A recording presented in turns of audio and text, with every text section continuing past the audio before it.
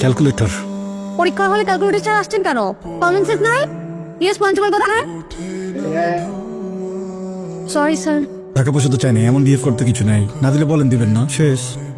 এই যে শুনেন, আমি জি আপনার কাছে ফোন আছে, আমি একটা কল করতাম। ক্যাম্পাস থেকে ফোন এলাউড? সেটা আমি জানি। জিজ্ঞেস করতেছেন কেন তাহলে? জানেন না রুলস এন্ড রেগুলেশন? জানেন না খালি ক্যালকুলেটর আনলে হবে? আমি আসলে ঢাকার বাইরে থেকে পরীক্ষা দিতে আসছি, ভর্তি পরীক্ষা।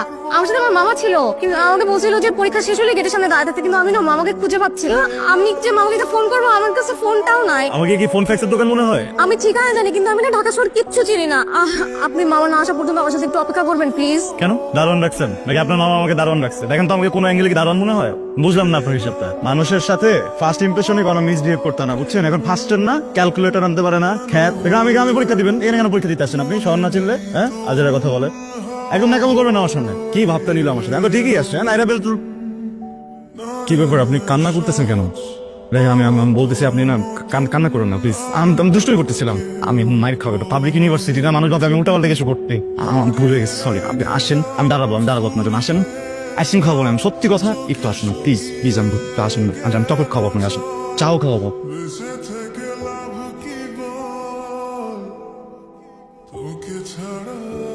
এর জন্য আমি ঢাকায় আসতে চাই না। ঢাকার মানুষজন একদম ভালো না, কোনো মায়ের নেই, দয়া নাই, নিষ্ঠুর মানুষজন। আপনি কি বামন কইতা?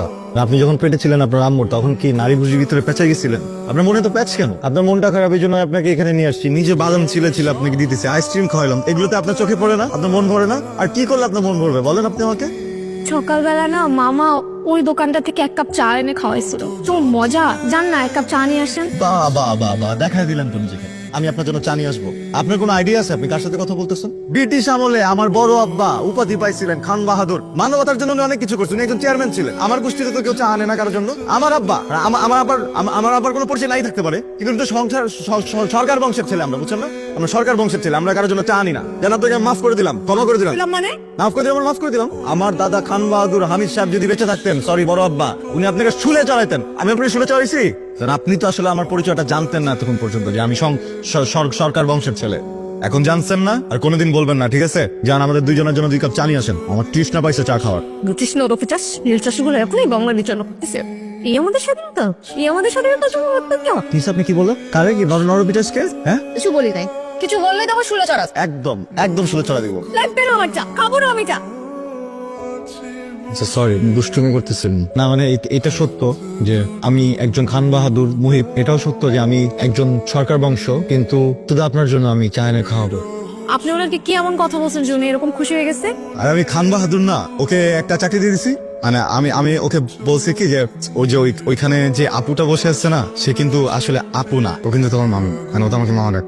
আমি বলছি যে তোর সাথে আমার বিয়ে হবে কিছুদিন পরে, আমাদের বিয়েতে তো জিলাপি বানাবে, বোরহানি বানাবে, তো আমরা একটা সেগমেন্ট করবো যেখানে হচ্ছে গিয়ে চা বানাবে। হ্যাঁ, ওকে বলছি যে ওইখানে এসে তুমি চা বানাবা, ওই দায়িত্বটা তোমাকে দিব। তাহলে এরপর থেকে যেখানেই বিয়ে হবে সব জায়গায় ও চা বানানোর সুযোগ পাবে। ভালো করছি না বলেন? এটা বলেন। আপনাকে একটা কথা শেয়ার করি। কিছুদিন ধরে আমি মানসিক যন্ত্রণার মধ্যে দিয়ে যাচ্ছিলাম, আর তার মধ্যে আপনার সাথে দেখা, আপনার সাথে পরিচয় হতে পেরে খুব ভালো লেগেছে আমার। আমারও খুব ভালো লেগেছে। আপনি খুব চমৎকার একজন মানুষ। আপনিও খুব ভালো। আপনার সাথে আড্ডা দিতে প্রচন্ড ভালো লাগে আমার। আমার অনেক বেশি ভালো লাগে। আপনি যদি ওনাকে যা বলছেন এটা সত্যি সত্যি যদি আপনি এরকম কিছু মেন করে থাকেন, তাহলে এটা ভুলে যান, কারণ আমার বয়ফ্রেন্ড আছে। আমরা শীঘ্রই বিয়ে করব। আমার ইউনিভার্সিটিতে অ্যাডমিশন হওয়ার পরেই আমরা বিয়ে করব। আপনি সিরিয়াসলি নিয়ে নিয়েছেন ব্যাপারটা? আরে আমার তো নিজেরও গার্লফ্রেন্ড আছে। আমার গার্লফ্রেন্ড অনেক সুন্দর। আমার কাছাকাছি লন্ডন।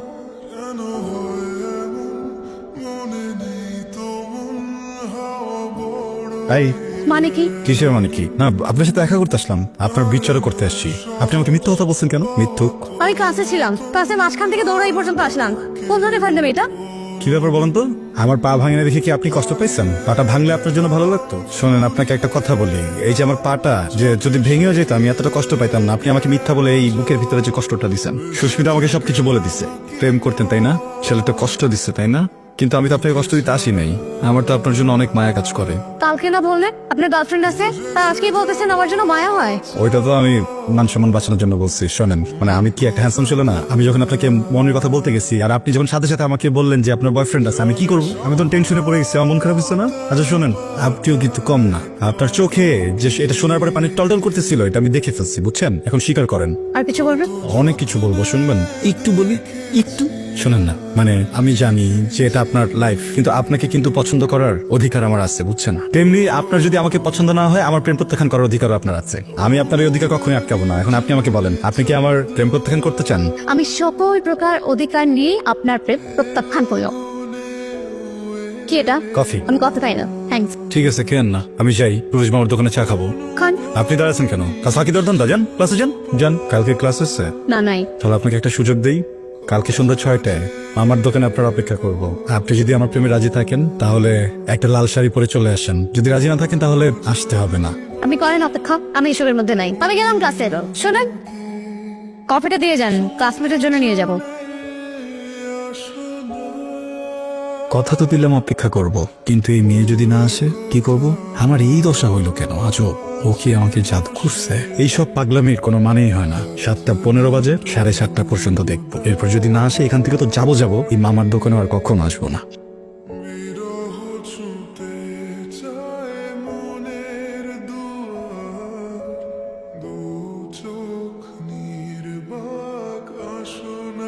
আপনি না বলছিলেন আপনি এসবে রাজি না, আসলেন যে? এবার আসলাম, ভাবলাম সরকার বংশের একটা ছেলে এইভাবে একা একা অপেক্ষা করবে, চিন্তা করলাম এটা সঙ্গ দিয়ে আসি। সারা জীবন কিন্তু সঙ্গ দিতে হবে, বুঝছেন? আমি কিন্তু আমি একা একা ওয়েট করবো সবসময়। তাই না কি?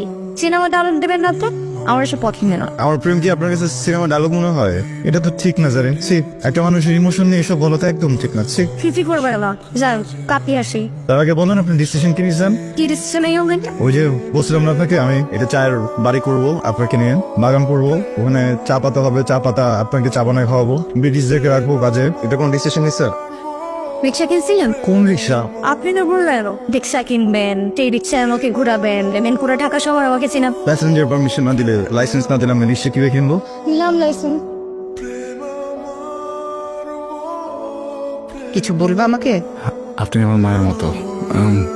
মায়ের সামনে আসলে কতটুকু বলা উচিত, কতটুকু বলা উচিত না বুঝতেছি না। ছোটবেলায় আমার আব্বা মারা গেছে, আমার কাছে বড় হয়েছি, আর এখন আমি থাকি আমার ভাইয়ার সংসারে।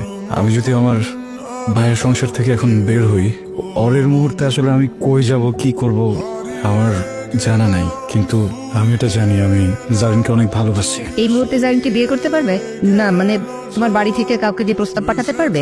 আন্টি, একটা ফ্যামিলি থেকে একটা মেয়েকে বিয়ে করে নিতে একটা যোগ্যতার ব্যাপার আছে। আমি এখন অতটুকু যোগ্য না। আমি তো আমার পরিবারকে চিনি। আমি যতই বলি, যতই কষ্ট পাই, ওরা রাজি হবে না। আমাকে 2টা বছর সময় দেন না, আমি যোগ্য হয়ে জারিনকে বিয়ে করব। মা, আমাকে কি 2টা বছর সময় দাও জানো মা? তোমার কথা আমি বুঝতে পারছি। জারিনের বাবা অসুস্থ, সেটা নিশ্চয় জানো। ওনাকে তোমার কথা বলেছিলাম। উনি ভীষণ রকমের জেদি মানুষ।